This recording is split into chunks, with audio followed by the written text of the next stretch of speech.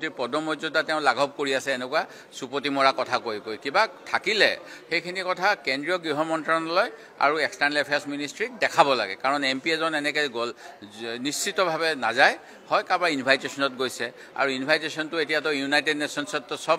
মিলিত হয় আমি তেওঁলোকো এখন ৰাষ্ট্ৰ আমিও এখন ৰাষ্ট্ৰ সেই গতিকে বহি ৰাষ্ট্ৰ হ'ল বুলিতো এনেকুৱা হ'ব নোৱাৰে যে আমাৰ যদি খেলিব পাৰে ৰাজনৈতিক আদান প্ৰদান ভাল ভাল সদ্ভাৱনা এইবিলাকতো নকৰাকৈ থাকিব নোৱাৰে নহ'লেতো যুদ্ধৰ পৰিৱেশ হ'ব যেতিয়া যুদ্ধ নহয় তেতিয়াইতো আমি শান্তিৰ কথা পাতিব লাগিব শান্তিৰ কথাও পাতিবলৈ যাব পাৰে আমিতো অশান্তি নিবিচাৰোঁ কাৰণ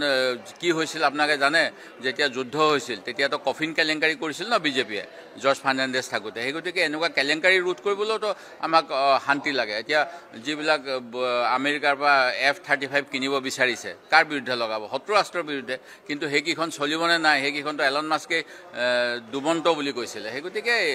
কথাবিলাকতো বহুতখিনি আন্তঃৰাষ্ট্ৰীয় প্ৰেক্ষাপটত চাব লাগিব এনেকৈ গৈছিলে কাৰণে দুখী বুলি কোৱাটো একেবাৰে অযুক্তিকৰ কথা আৰু মুখ্যমন্ত্ৰী মহোদয়ে এনেকুৱা কথা ক'ব নাপায় কি ডাঙৰ কথাটো পাঞ্জাৱেদি নগৈ পেলাই অসমৰ পৰাই গৈছিল কাৰণে অসমৰ পৰা গাড়ী লৈ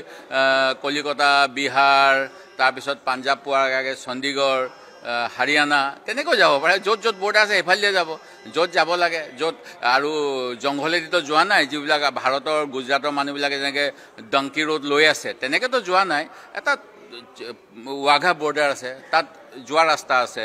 কাশ্মীৰত তেনেকুৱা জেগা আছে এই যোৱা ৰাস্তা দি গৈছে পলাই চুৰকৈ যোৱা নাই নহয় সেইটো কি ডাঙৰ কথাটো হ'ল দুট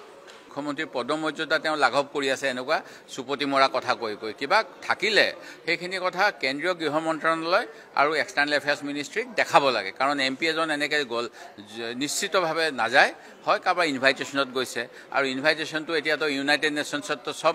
মিলিত হয় আমি তেওঁলোকো এখন ৰাষ্ট্ৰ আমিও এখন ৰাষ্ট্ৰ সেই গতিকে বহি ৰাষ্ট্ৰ হ'ল বুলিতো এনেকুৱা হ'ব নোৱাৰে যে আমাৰ যদি খেলিব পাৰে ৰাজনৈতিক আদান প্ৰদান ভাল ভাল সদ্ভাৱনা এইবিলাকতো নকৰাকৈ থাকিব নোৱাৰে নহ'লেতো যুদ্ধৰ পৰিৱেশ হ'ব যেতিয়া যুদ্ধ নহয় তেতিয়াইতো আমি শান্তিৰ কথা পাতিব লাগিব শান্তিৰ কথাও পাতিবলৈ যাব পাৰে আমিতো অশান্তি নিবিচাৰোঁ কাৰণ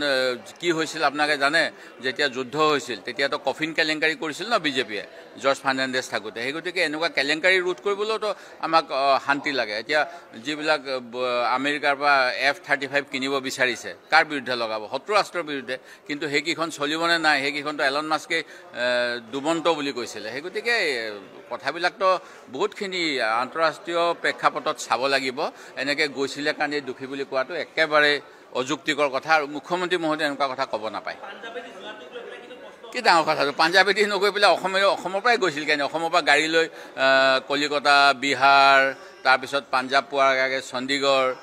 হাৰিয়ানা তেনেকৈ যাব পাৰে য'ত য'ত বৰ্ডাৰ আছে সেইফালে যাব য'ত যাব লাগে য'ত আৰু